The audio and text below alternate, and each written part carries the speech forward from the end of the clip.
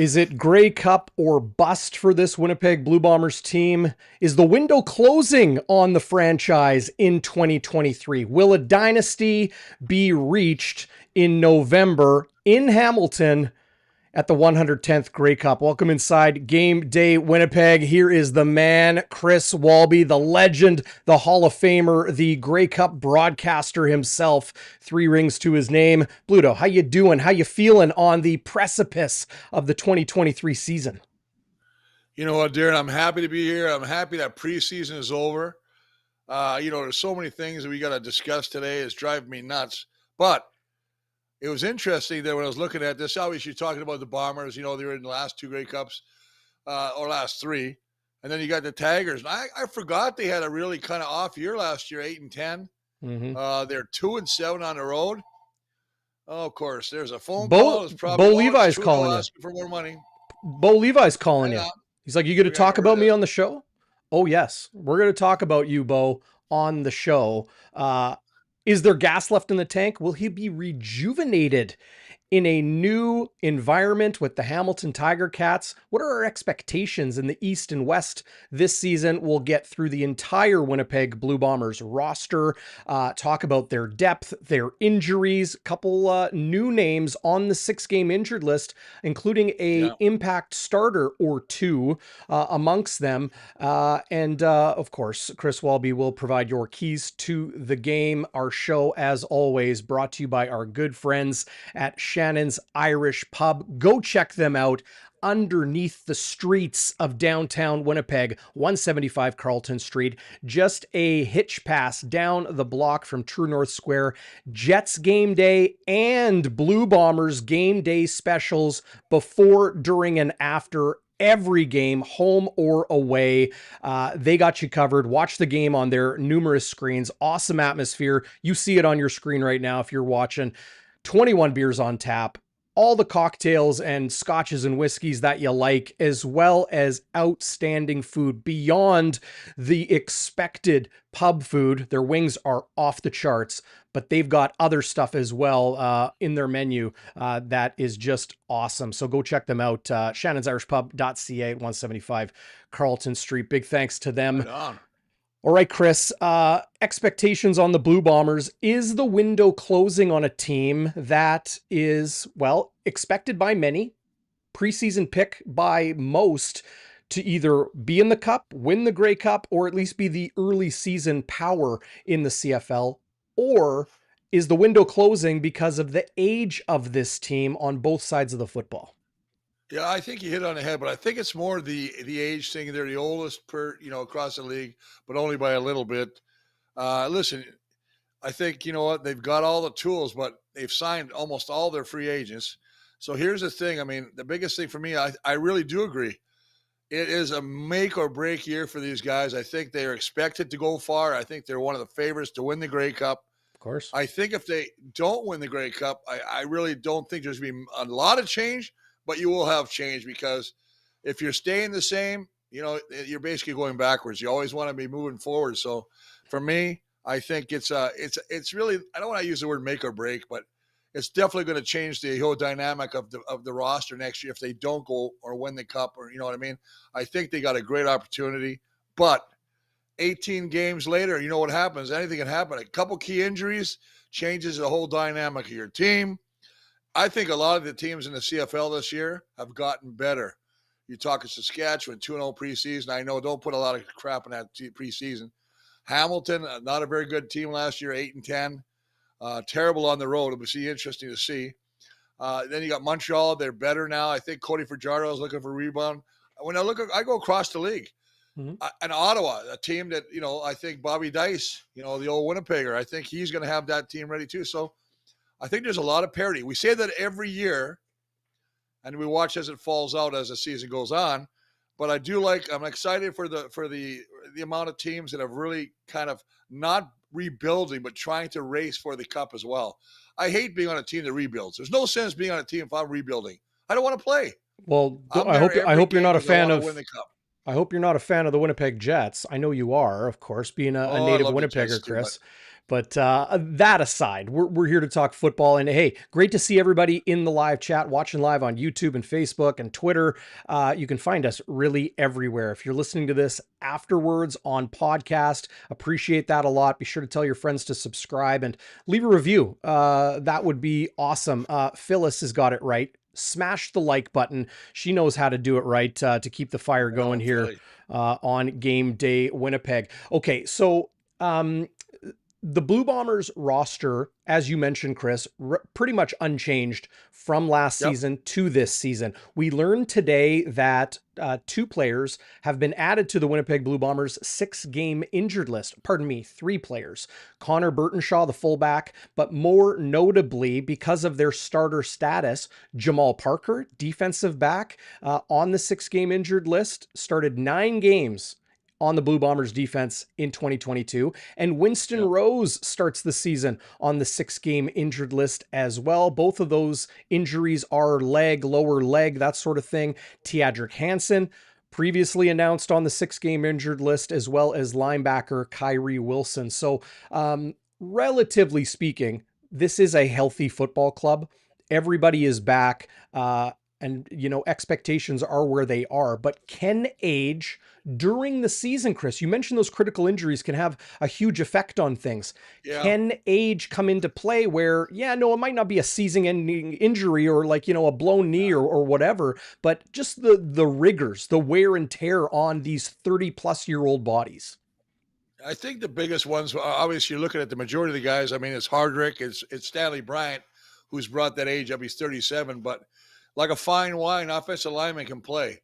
I mean, seriously, they can play long. So that kind of, obviously messes with that age average. But I don't believe that. These guys are so in condition now. It's not like the old days where you drank beer till the day before camp. You showed up and you had to work yourself in shape. Now you got these guys working, 12 months a year, basically staying in shape just to make sure that they're ready to play for the team. So, no, I don't think this team has any worries about the age right now. Can you get hurt? No, you can't put it on an age thing. We've seen this happen to Kyrie Wilson. We've a lot of guys, they get hurt, they're young. It's just a freak part of the game. You hate to see it happen to anybody, but it does happen.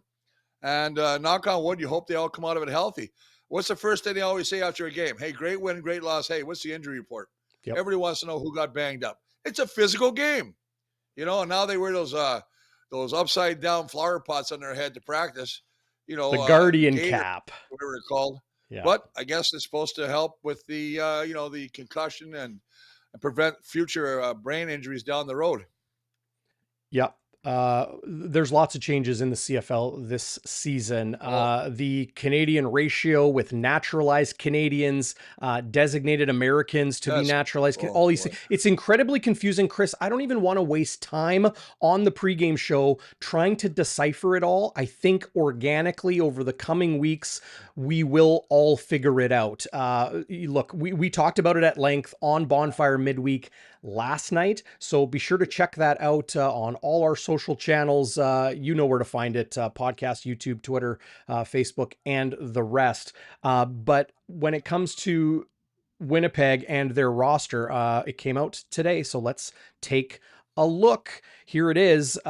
Starting in place of Winston Rose at corner will be Demario Houston. This is the young man who stole Winston Rose's boundary corner job last year before going down to a knee injury. At halfback, Dietrich Nichols, the frankly all CFL player. I have him as a top 5 player, regardless of position in the entire league. We know what BA Brandon Alexander brings at safety. Evan Holm, maybe not the best season in 2022, his rookie year. So, we'll cut him some slack. He has had an outstanding camp, been rock solid during the 2 preseason games, and can return kicks as well. He's pretty much locked up that, field side halfback spot. Desmond Lawrence joined the team late last year, was named the Hamilton Tiger Cats 2021 most outstanding rookie, cut loose in 22, snapped up immediately by Kyle Walters and the Blue Bombers.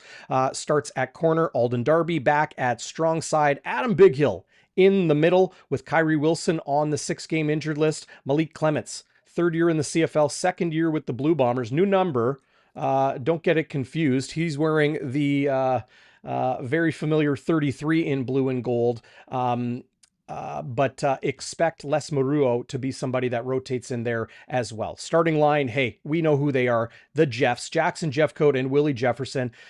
Ricky Walker back again at defensive tackle, taking over from Casey Sales, who signed a big free agent contract with the Hamilton Tiger Cats.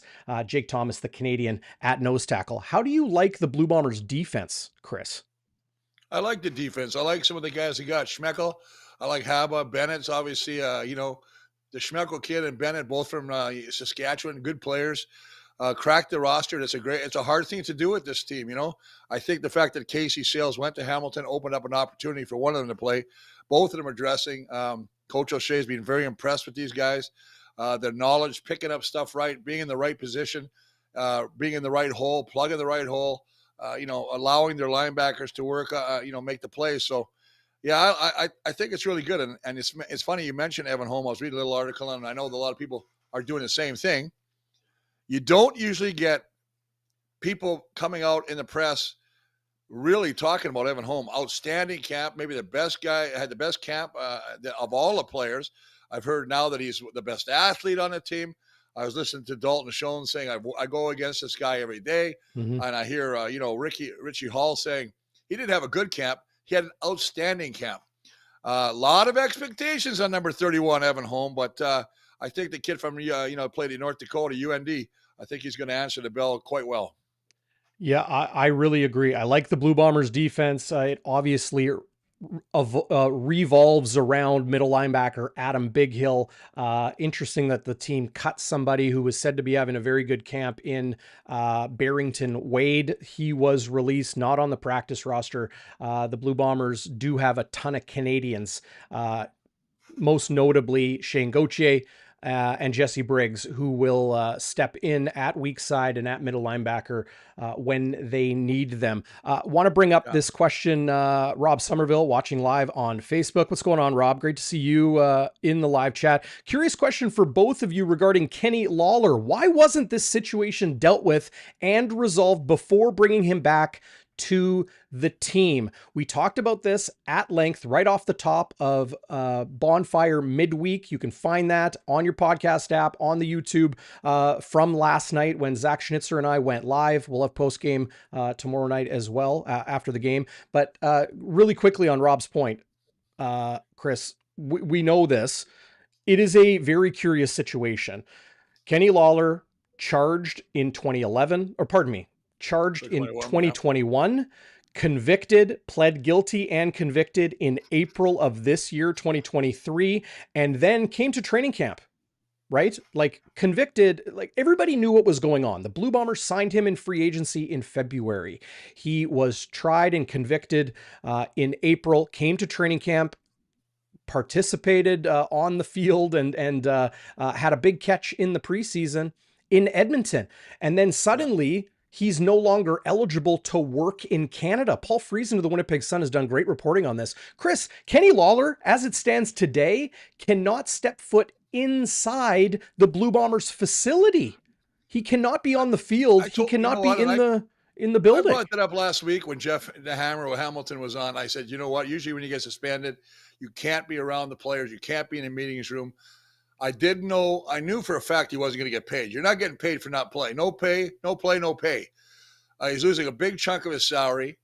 And actually, I'm very surprised he got up in Canada because that conviction wasn't handled yet. Well, he stayed in Edmonton over the winter. Okay, so he's been in Canada the whole time. He didn't go back. He didn't go across the border. Well, that answers that question right there. Yeah. But, I think this Kenny Lawler situation will straighten itself out. The players love him. They're supporting him. Did he screw up? Absolutely. Will he ever do it again? I would say never. But that's the charge, right? That's the conviction. That aside, well, it's a terrible thing. It's on your record. It's on your record now. Yes, and absolutely. I know some people work it out when you do get convicted, they'll work it out somehow with the lawyer. We'll say it'll get expunged after a certain period of good behavior. So It's not on his record, so it doesn't impair his future employment down the road. but it's impairing his current employment Oh, for right sure. now. And the Blue Yeah. Bombers have stated that it could be 3 to 4 weeks. It might be Yeah. longer. It might be shorter. We don't know. Yeah. But to miss a month of the season, that's a quarter of the season. So yeah, it'll help the Oh, Blue yeah. Bombers salary cap situation with one of their highest paid offensive players, but they're Well, going to be without figure it out. weapon number one. It's a good thing they got It's about Dalton 50. Schoen. It's at least 50 grand. It's at least 50 grand out of his Yep. pocket. And I don't care what you say, 50 grand is a good chunk of change. So, Well, a I think very it will be expensive. less. I think it will be less. I'll correct you because I know he had a big signing bonus. So I think it's around $7,000 per week that he misses. Okay. Well, you know what? Okay. Either I way, just, it's a big chunk of change out of his pocket, and it's a big miss for the Winnipeg Blue Bombers not having him. Let's look at the offense, Chris, and how we see things shaking out here for the Blue Bombers in 2023. It all starts with the man, Zach Collaros, two-time reigning MOP. Real quickly, do you think he can get back there again and do what only Doug Flutie has done in this league, and that's win 3 straight MOPs? yeah, I think he can. I think he's got that pedigree. He's smart. He's athletic. We've seen it year in and year out. His ability to use his feet to extend plays, and it seems like he gets a lot of his touchdowns on the run, throwing the ball. Whether Dalton Schoen, Rasheed Bailey, Wolotarski, he just gets that ball out of there. So I mean, yeah, I mean, you look at him, 15-2 last year. He's got 149 career touchdowns, 71 interceptions. He doesn't make mistakes. This is an offense And he led by wins. Zach Collaros that basically is number one in protecting the ball. And combined, they had only 23 turnovers all last year in 18 games. Outstanding stats. So, I mean, not only on the field, they win the time of possession. They're number one in time possession. So the offense is on the field a lot, but they protect the football. And that's the number one thing you always say, protect the ball. Don't give an opportunity to the opposition. So, yeah, I think Zach can very well do it. They got a great offensive line. You talk about this.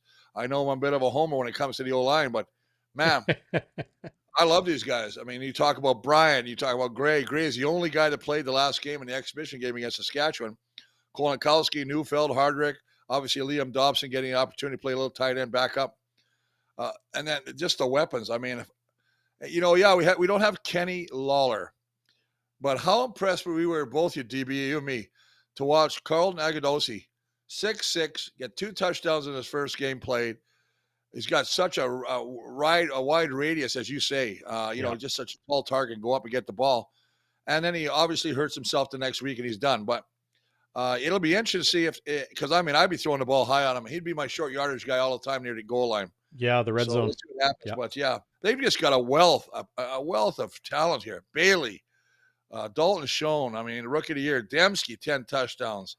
Wolotarski, a guy that you love, Brandon O'Leary Orange. Mm-hmm. You got Brady Oliveira now out of the backfield. 1,000-yard season last year. Yep.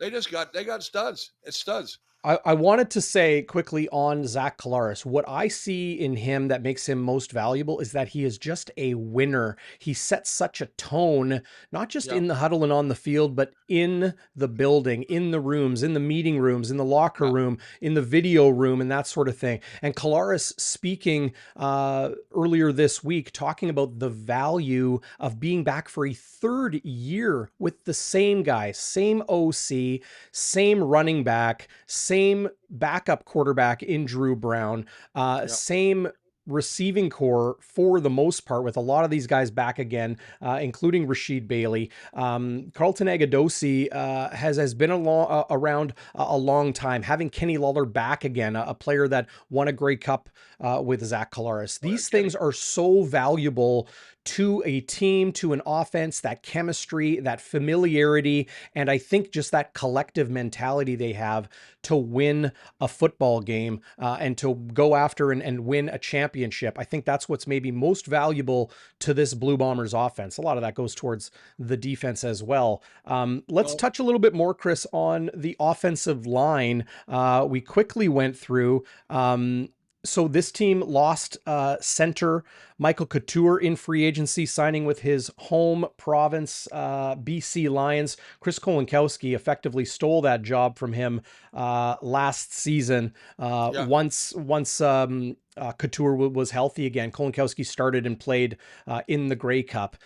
Tui Eli back for 2023. He starts the season on the 1-game injured list. Liam Dobson, his second season in the CFL as a Canadian. Texas State and Maine in the NCAA. Things didn't work out for him in the USFL, I think it was. So here he is back for a second season in Winnipeg. A guy with a real hard nose. Had the high snap over the head of Drew Brown during the preseason, but he's a guy that can step in at center, step in at those guard spots. Pat Neufeld, Jamarcus Hardrick, and Stanley Bryant. Chris, we know how valuable those guys are, how veteran those guys are, but just how good those players are, including Pat Neufeld, who's finally getting his due as an all-star at the league level, and somebody that can play guard, play center, play tackle effectively in this league. Yeah, listen, the biggest thing this line has is they have continuity of experience. They've played together. There's nothing like it. When you play on offensive line, to know the guy beside you, you can give him a little signal. You can say a silly word like banana. And I know it sounds stupid, but a banana might mean something. We used to do cross blocks, where tackle come down on defensive tackle, pull the guard around. We'd make stupid things like anything with an we're on, anything, it was just, you make silly little games out of it. But when you got a guy that you can play with, you can play all kind of these games on the defense. This is a great, experienced offensive line. You talked about Patty Neufeld. Patty's been getting his due for the last couple of years.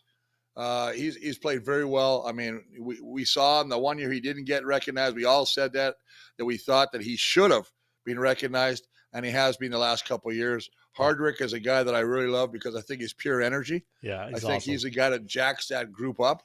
Stanley's just a quiet guy. He's just, basically, I don't know who sings that song, Dance with My Daughter, Dance with My Father.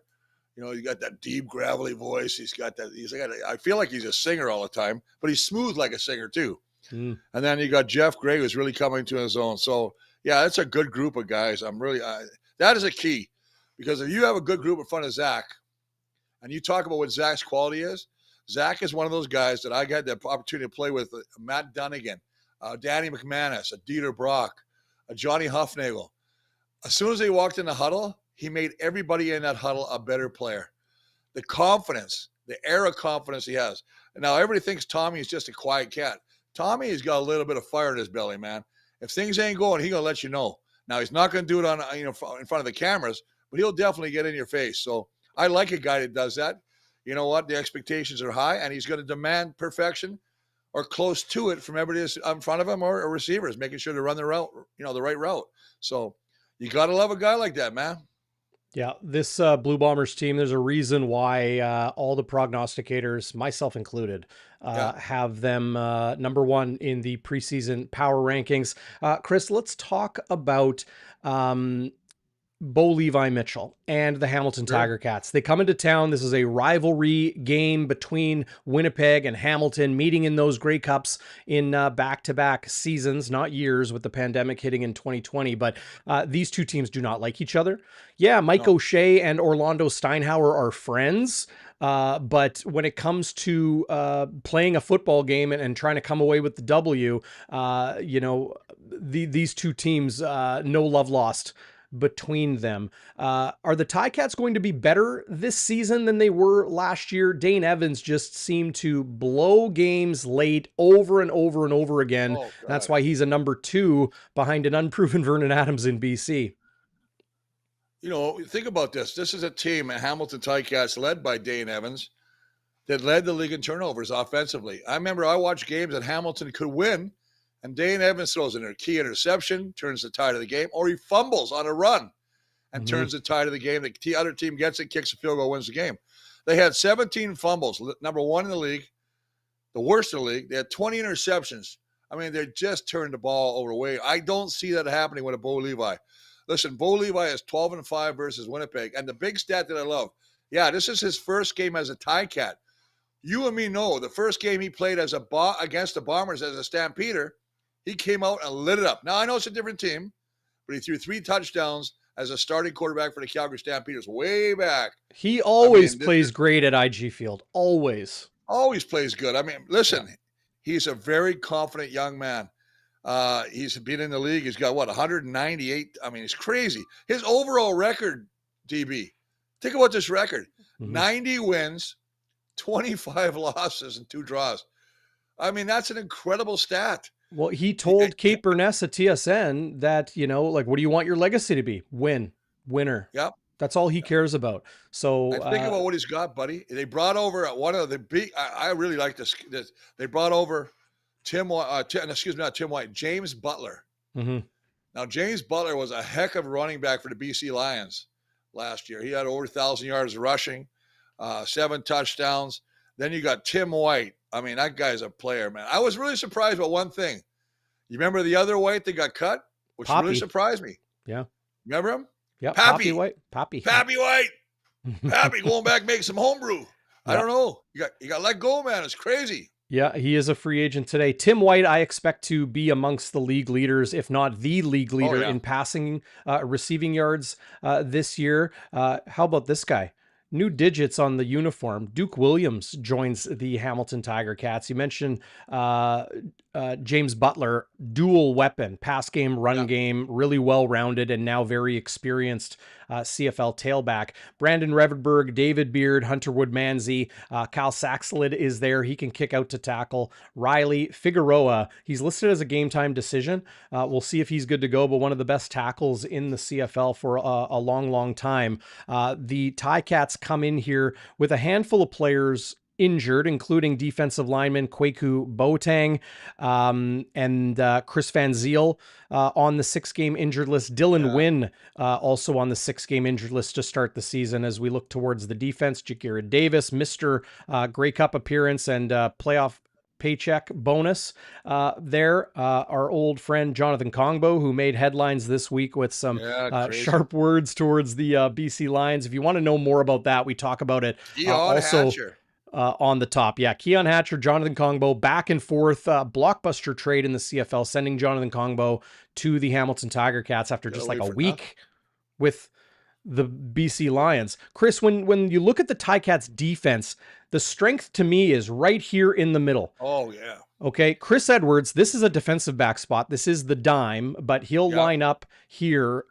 Free agent signing from the Toronto Argonauts, outstanding dime back in the CFL. But I don't know if you could name a better duo of middle and weak side linebacker than Jameer Thurman and Simone Lawrence. I don't. If you guys ever watch, Simone Lawrence is a TikTok freak. I'm not a TikTok kind of guy, but every once I go and I say it's a bunch of watching this guy work out in the off season and the stuff he does. He's an incredible athlete. I think Simone is going to have a break, just another great year. Right, might be an outstanding like defensive player of the year kind of year. Mm-hmm. And of course, I do like Jameer Thurman. He played with Calgary. Great football player. Chris Edwards gets it done. Big acquisition from the Toronto Argonauts, the last year's Grey Cup champion. Obviously, he pulled over Jagira Davis from the Argos. He won a Grey Cup last year, and he's back in Hamilton. Casey Sales will be interesting to watch. You talked about him. Yep. Played for the Bombers, had 6 sacks last year. Now he's signed a big free agent contract with the Ticats. I think he's the highest played. 2A, Adeleke. I think Mark voted one of the top 50 players at the CFL this year. Pardon me, Chris. They got some players, man. Yeah, no, they definitely have some players. Casey Sales, I failed to mention him, former Bombers defensive tackle. I believe he's the highest paid interior defensive lineman in the CFL, signing a free agent deal with Hamilton. On the back end, you have at boundary corner, a relatively newer player. He's Kenneth George.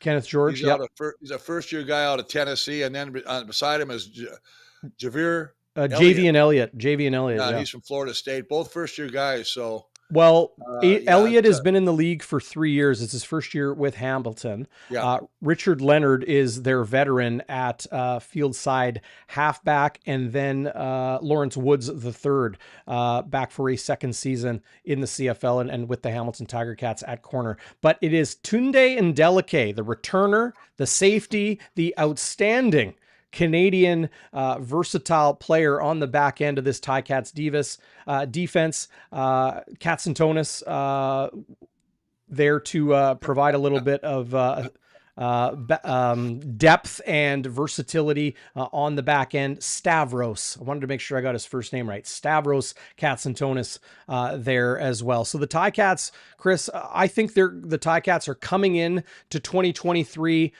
as a team with a lot of momentum. Everything seems to be coming together for them as far as the roster. They have a ton of continuity in their coaching staff and management. They've done an outstanding job. Last year was a real down year. And if I think it is fair, it would be easy, but it's also fair to say that Dane Evans, his propensity to turn the ball over, fumble it, throw an interception late in a game is a huge reason why they were on the outside looking in the CFL East this year, and we're not in it. Hamilton, the city of Hamilton, hosts the Grey Cup this November, the 110th championship here in Canada. The Ticats expect to be in that game. So week 1 here in Winnipeg at the Madhouse on Matheson, they're going to bring it. Yeah, you know what is funny when you talk about that? The only thing that I have no fear when I look at the roster of the Ticat receivers. Yeah, well, Duke Williams is one of those designated national Americans, whatever, which is really weird because he only gets to play 23 plays as he comes in. They have to count it against him, but they don't have any real. I mean, Osikusi, they got Bayless, a newcomer. Tim White, yeah, absolute weapon. Terry Godwin on the outside. I don't feel the scaredness or the fear from these guys. Now I could be wrong because young guys come in, they can make big plays, but it all starts with this guy, Smith, it Tyler all starts. Tarnowski. I just don't think these guys are going to light it up against our defense. We had the number 1 defense in the league. We only allowed 16 touchdowns last year, only 8 rushing touchdowns. And like I said, we got most of the guys back. So I expect the same thing from this Bomber defense. And Chris, we know it starts with Bo Levi Mitchell with the Ticats, right? We know it starts with him. We know it starts with, can you hear me? Yep. Okay. We know it starts with Bo Levi Mitchell for the Hamilton Tiger Cats. Do you think a new setting, a new surrounding, a new environment can rejuvenate somebody who has won a lot of football games, has been a very good player in this league for a long time, battled through shoulder injuries the last 2 or 3 years in Calgary before losing the job to Jake Mayer, but they pulled Mayer in the playoffs, right? Yeah. And there was Bo Levi Mitchell gave Calgary a shot at the end. He came in and he was hit. I think it was 6 of 8 when he threw a couple of beautiful deep balls. Listen, he's got a great arm on him. And he's smart, knows where to go with that football. But absolutely, it can rejuvenate your career. You think about the guys that moved. I mean, obviously, I can think of guys that move and they just win everywhere they go, like Doug Flutie. Doug Flutie goes to Calgary, he goes to BC, he goes to Toronto, he just wins. Dunigan comes to Winnipeg. We go to the Grey Cup 2 years in a row. A lot of guys like that. I think Bo Levi, it's a breath of fresh air. Mm-hmm. I watched his press conference when he introduced him to the Ticats. He had his wife and his kids there. He was having a great time. He was like a new guy. He was tired of it. Listen, he's got pride. Nobody wants to sit the bench. And he handled it like a pro. He didn't get cranky. He didn't sulk. He didn't start stabbing, Mayer's tires during the mid of night. He was just basically, no, I'm going to go somewhere. And there was a lot of speculation. He might go to Saskatchewan. But he go to Hamilton. Hamilton paid him. So God bless him, man. That's the reason I think Hamilton's going to be a lot better. That one guy. Yeah, there are a lot of people writing Bo Levi Mitchell off, and I think that's foolhardy. I think it is incredibly foolhardy. He joins a team with a great coaching staff and continuity and weapons. You could say Tim White is the best receiver in the CFL today. You could say Duke Williams is the most dangerous receiver in the CFL today. And I know Bombers fans are going to say, hey, what about Kenny Lawler? What about Nick Dembski? What about Dalton Schoen with a year of experience in this league? He led the league in receiving last year. How much better will he be this year? But, continuity on the O-line, senior offensive assistant coach this season in Hamilton, new to the team, Scott Milanovich. You add that to Tommy Condell and Orlando Steinhauer and that staff, boy, oh boy, they are going to cook up some very interesting schemes for Bo Levi, James Butler, and a talented receiving core. I think Hamilton is legit dangerous. This is a team built today to win a championship. We're going to get potentially a Grey Cup preview on Friday night here in Winnipeg. Well, now every game matters now, right? And you're not playing, you're a guy just coming off the bus to see if he can do anything. You're playing your guys that have earned a starting spot right now. And it's funny, I'm going to go back to something you said earlier about a veteran and injuries. Chris Van Zyl is one of the best offensive linemen to play, but he's been buggered up by injuries the last couple of years. He's starting on the injured list again right now. And you know what? You can see the clock ticking on that young man. But, I mean, the door closes on him. Maybe Tyrone Riley's the answer. We'll see. But he's a good football player. But, again, I'm just going to say this. If Duke Williams can perform like Duke Williams did way back, I mean, he was a dangerous receiver when he was with Edmonton. And, they don't have a couple weapons. But it's just interesting. I mean, I'm seeing some of the comments here. Are the Bombers, shallow at defensive end? I don't think so. I think Willie's a freak. Jeffcoat, he plays tough every time he's there. He's a talented guy. His dad, an NFL guy. They love the Celestin Haba. Yep. And Anthony Bennett. So, I mean, they've got, guys there. Yep. And they blitz the hell out of everybody. You know that. Richie Hall likes to come after the quarterback. And what are you going to do? You're going to sit back and let Bo get comfortable back there? No, it's going to be bang, bang, Bo. Yeah, that's what's going to happen, buddy. Yeah, I mean, Winnipeg has shown a great ability to get to quarterbacks, and they don't have to do it the traditional way. They don't have to do it with just edge rushers. A pressure's as good as a sack, brother. Yep, Force a mistake. Yeah, Chris, we've seen it from this Richie Hall defense for a number of years now. The creativity, the multiples, the different looks, the variety that is at their disposal when it comes to game planning, scheming, and play calling in games. Willie Jefferson kicks to defensive tackle. They'll put Jake Thomas on the edge. They'll bring Adam Bighill up. They'll bring Brandon Alexander up into the box and near the line of scrimmage. They blitz the hell out of Biggie. Bighill goes everywhere. They love bringing him on blitzes. He's not your traditional middle linebacker, man. He comes back. But having said that, for a guy like that still, and I don't know what his year is now, he just keeps getting better year after year, like a good bottle of rosé.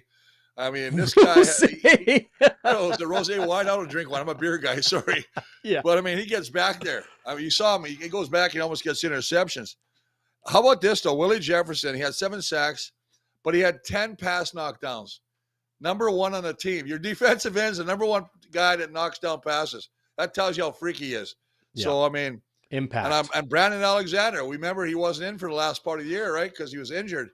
And we know what he can do. He puts a fear in a lot of guys coming across the middle. So, yeah, your favorite guy, Dietrich Nichols, who you haven't even mentioned him. I mean, you love that guy. Oh, I did. I mean, I'm surprised he's been here. I thought he'd go to the NFL, but yeah, you never know. He's 28 and he's maybe if he was 2 inches taller, right. He'd be in the NFL. DB, you're right. I mean, you know what? In the NFL, they really do look at that age thing. Oh yeah. I mean, that's why DeAndre Alford is there and Dietrich Nichols is not. That 1-2 punch 2 years ago was outstanding. Winston Rose being on the 6-game injury list, does that concern you that Winnipeg will be without him, as well as Jamal Parker? Don't sleep on Jamal Parker. He, as a rookie last year, came off the bench, started 9 games when the back end was banged up in Winnipeg. Both of those guys on the 6-game injured list. I asked Mike O'Shea about it a couple days ago, and he said Winston will probably be back a little bit sooner than Jamal Parker. And Parker in a walking boot at practice this week. The head coach did say, I don't know how many weeks. So to, hear that on Monday and then on Thursday, getting a depth chart with those guys on the 6-game injured list, I think maybe has some Blue Bombers fans concerned. Go ahead, Chris. Yeah. I just want to say this. I mean, Demarius Houston came in and played really well before he got banged up. You know what? You're wondering if this unit in the secondary really starts to gel.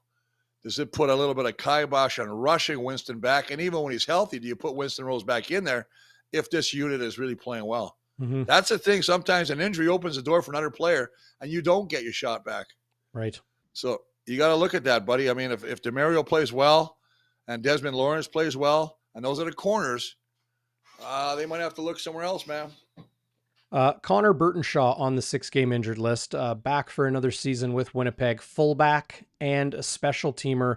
Him on the 6-game leaves them a little bit thin at fullback. Not that it's an every down position offensively. Mike Miller, the killer, the CFL's all-time leading special teams tackler, and no doubt in my mind, future Hall of Famer, is a game time decision for Friday night. I expect him to play. Jeff Hamilton of the Winnipeg Free Press, who joined us on Game Day Winnipeg last week here on Bonfire Sports, he reported today that Mike Miller will play. Cameron Lawson, the Canadian that they signed as a free agent last year from the Montreal Alouettes, starts on the 1 game. We mentioned Tui Eli, nice versatile piece. Mike O'Shea, a big fan of Tui Eli, back with the Winnipeg Blue Bombers after not playing in the 2021 Grey Cup and not playing last season. He is back and ready to play some football again. So Winnipeg, relatively healthy, I would say, outside of a couple of those hits. It would be great to see Kyrie Wilson back. He has really been hampered by a lot of injuries through the last couple of years. But he is he's a good player. Yeah, he's a good player, but it's funny you mentioned Mike Miller, and I can tell you this, and you know this as well. I always said this. I don't think Mike Miller has practiced once in 2 years. Well, he never practices. He's got something in his contract where I think he can go out and build houses and come back for the game. Seriously, he's always. He's such a good special teamer, and he put him in every once in a while at fullback, but he never practices. And O'Shea's line is, he knows what to do. Well, look. Well, you know what? I can stay home here and drink Kool-Aid all week and come back and say, hey, I know what my blocking assignment is. I mean, that's a great life if you get it. But I mean, I think O'Shea figures, I want to put something to rest, and I understand most people are saying it tongue in cheek when they're saying Mike Miller hasn't practiced in 2 years or something like that. He hasn't. That is not true. I'm at practice. Has he practiced? Mike Miller has practiced. Okay. How many times? 2 years ago, he didn't practice much. Last year, he practiced more than I had ever seen him. Jesse Briggs is another player that they really try to take care of the body, and they're hoping to, lengthen the careers of these good, rock solid Canadian players. Okay, well, and a little bit of inside knowledge on Mike Miller, one of my favorite players to watch in the entire CFL, wildly underrated, underregarded, needs more shine in my mind. If you had to wire a football player from the inside out, and I don't care if we're talking Chris Walby, 6'7", monster on the O-line, or a Brandon Banks type small guy on the outside.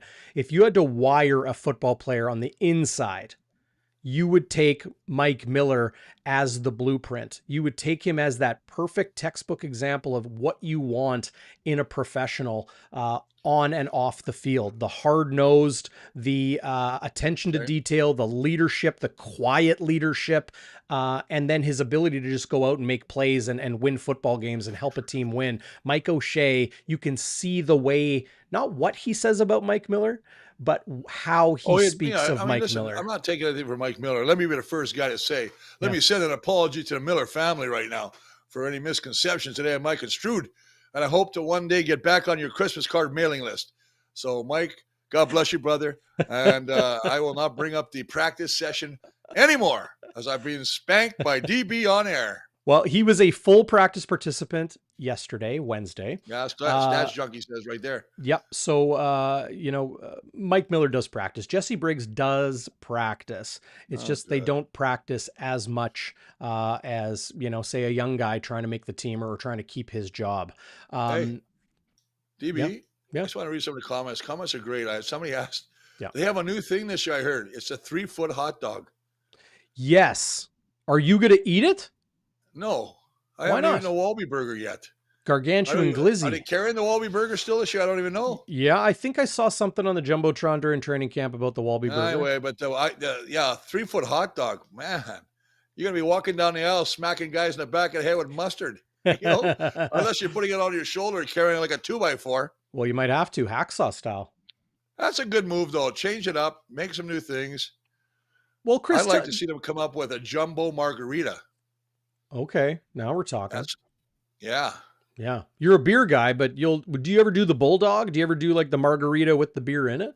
Yeah. Yeah. Ooh, that's good stuff. You got good taste there, DB. I didn't think you had that in you, but Uh-huh. obviously the fact that you're going to Shannon's pub now all the time, you're picking up some good tips, brother. Yeah, man. Shannon's is the spot. I was there after the Seabears game the other Nice night. segue. I'll probably pop in on Monday night after the Seabears game. I'll be doing the PA for the Bears for the Are first you time doing it? this season. Yeah, I'll be the big voice doing the things. But after the Right game, on. I'll be going to Shannon's Irish Pub, 175 Carlton. It's the spot. Be sure to check them out. All right, Chris, keys to the game. This is a heavyweight tilt in week one. Bo Levi, the maybe forgotten star quarterback in this league, against Zach Collaros, the already re-emerged star and two-time reigning MOP. A team that is really gotten back on the Grey Cup track in the Winnipeg Blue Bombers after a long drought. The Ticats have not won a Grey Cup since 1999. They host the game this year, this November. It is going to be an absolutely epic game. Keys to a Yeah. Blue Bombers victory at IG Field, the Madhouse on Matheson on Friday night. I like that. The Madhouse. I'll tell you what, offensively for me, spread the ball around. You got so many weapons. I think, Zach can take his pick of poison. He can go to Wolotarski, Dalton Shawn, Nick Dembski, Carlton, Agadowski, 6 foot Rashid Bailey, who took a pay cut just to come back here. I mean, spread that football around. You know what? You don't have to even get focused on one guy, and that'll cause so much confusion for the Ticats. Defensively, I think you got to take away James Butler. There's that's basically a twofold thing. You got to put pressure on Mitchell, obviously, but I think they're really going to try and establish James Butler, the running back, to open up the passing game for Bo Levi. So try and and I hate to say this, but make Bo Levi one-dimensional. Make him beat you with the pass. Special teams, hey, boys, I hate to say this, but the era of our little boy, Leggio, is over. So let's see what our boy, Sergio Castillo, does, kicking the ball and field goals, making them forget about all those other ones that missed. I know where I got the Spanish accent, but that was bad. It was working. It's working for you, Chris. The key match, I love your keys to the game. The key matchup that I will add to that is Tim White versus Dietrich Nichols in the boundary slot spot. That head-to-head matchup, they're going to try to get Tim White away from Dietrich Nichols. They're going to try to get him against Evan Holm. They're going to try to get him against one of the corners, Desmond Lawrence or Demario Houston. They're going to try to get Tim White, a small, speedy, incredibly agile weapon, in some space. Brandon Alexander is going to be watching for number 12 on the Hamilton Tiger Cats all night long. But Dietrich versus Tim White, I think, is going to be an outstanding head-to-head matchup.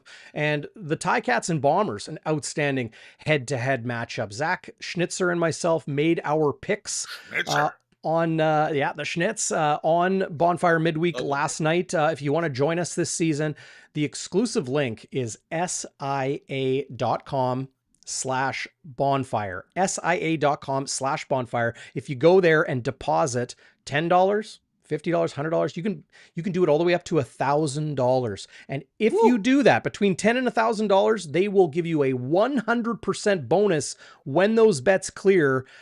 So you're not going to see a bonus anywhere like that. You can bet on futures, who's going to lead the league in passing, rushing, receiving, over under as far as win totals for teams in the CFL. So many good things there. Go check them out. Sports Interaction is a Canadian company. It is Canada's sportsbook, SIA.com/bonfire, and go have some fun. Do it responsibly, do it safe, and have some fun as we kick off the season.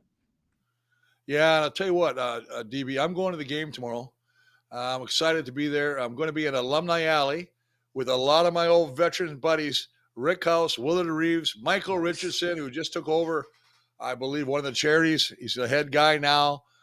Rick House, Stan. We're bringing Stan Mikowas out of retirement. We're going to dust him off. It's just going to be a good time. So pop down to Alumni Alley and say hi. You can always remember the big man likes when a beer gets bought for him. So don't be shy. No doubt. Bring your money. No doubt. Chris, it's going to be an epic atmosphere at the Madhouse on Friday night. We got you covered pregame, postgame, and midweek all season long. Don't miss game day after dark. Friday night after the game. If we're not live immediately after the game, hang tight. We'll get on there, and we got you covered top to bottom here on Bonfire Sports. Thanks for joining us. Great to see everybody in the live chat. Thanks for downloading the podcast if you're listening after. If you need more information on Bonfire Sports, you're telling your friends, BonfireSports.ca. You'll find everything you need there. Yeah. And boy, it's going to be a fun 2023, Chris. Looking forward to it, and love doing these shows with you, brother. Man, oh man, you got me going for the season. Well, and you know for what Friday I like night. doing with DB is the fact that these games are not exhibition. I'm not a big exhibition fan. You know that. I try and get a little excited about it, but half the guys are going to be getting an apple and a roadmap, so you don't have to worry about those guys. Your camera just like jumped off the screen. We're getting down nitty gritty now. It's a good thing, man. I love it, man. So we'll get together and go out and watch the game. And hey, plus, was it a plus 27 and sunny skies tomorrow? Yeah, it's going to be a gorgeous day for a football game, guys. Get out there, support your team. All right, Walby. We'll see you, buddy. Great seeing everybody. All right, brother. Salute you. God bless you guys. Have a great weekend, great day. And adios.